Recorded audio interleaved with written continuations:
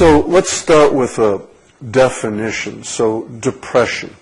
It's such an overused word in our society. Good golly. So I'm going to make this elemental.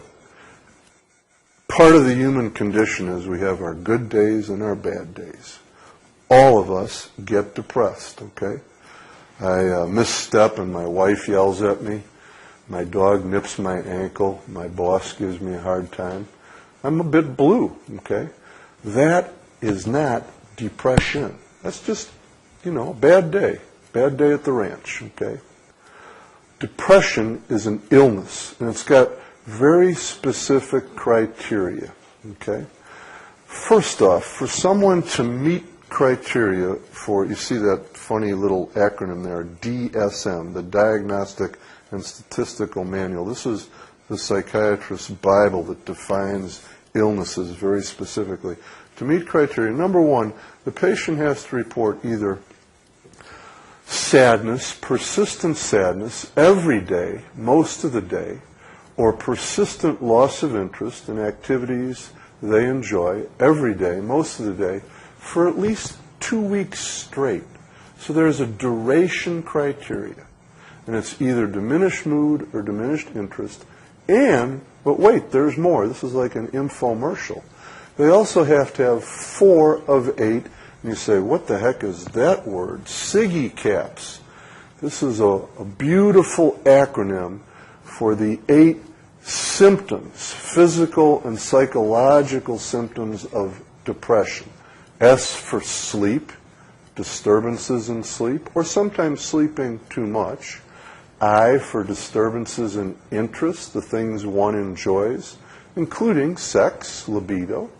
G for how one feels about themselves, persistent feelings of guilt or hopelessness, helplessness, worthlessness.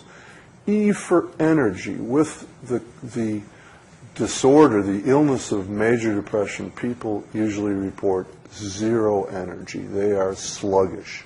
They can't start or initiate activities. C for concentration, attention, memory. They're no longer able to think straight and do their job, be it at work or in the house. A for appetite. And this is either loss of, generally speaking, that's the case with depression, with associated weight loss. But sometimes in what we call atypical depression, it's hyperphagia or increased appetite, really dramatic consumption. P is a symptom that the examiner sees. This is psychomotor, either retardation, where the patient just looks slowed down, moves slowly, talks slowly, or psychomotor agitation, where they fidget, they pick at their nails, they pull their hair, they're restless in their chair.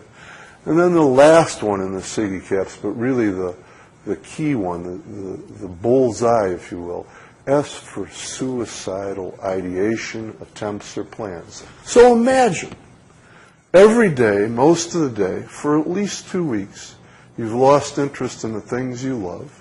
You feel blue, you're tearful, you're crying, you're not sure why. You're not sleeping at all well, your appetite's gone south, you've lost weight, you're having a heck of a time concentrating.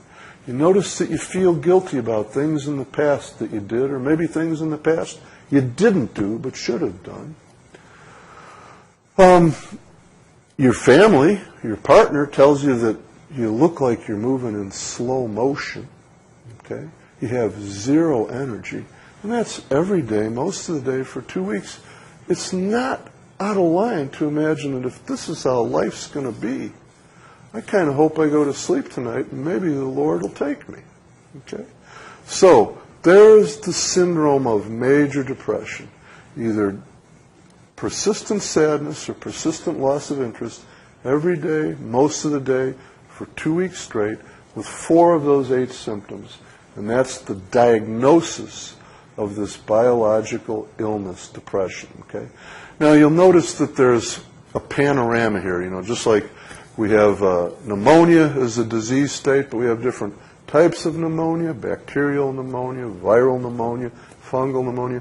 We have different subsets of major depression. Okay? Melancholia, SADS is seasonal affective disorder syndrome, where people seem to develop this in winter months and come out of it in spring and summer. Delusional major depressive disorder, where people have these symptoms plus they have false, firm, fixed ideas that perhaps they have a cancer, even though their doctors say you have no illness, or that they're rotting from the inside out, or that they're about to be impoverished, okay? Failure to thrive, another subset. I see it all the time in the hospital. These are usually older people who've had a surgery, and as they're recovering from maybe a total hip, they're not eating, and they're not moving, and they're not sleeping, okay? And then bereavement. We're currently hard at work as we revise our diagnostic manual at looking at a new diagnostic category called complicated bereavement or prolonged bereavement. We know that grief is normal, but we also know that there's a type of grief that's abnormal. So those are subsets. So that's the target. That's the enemy, if you will. That's the problem. Now,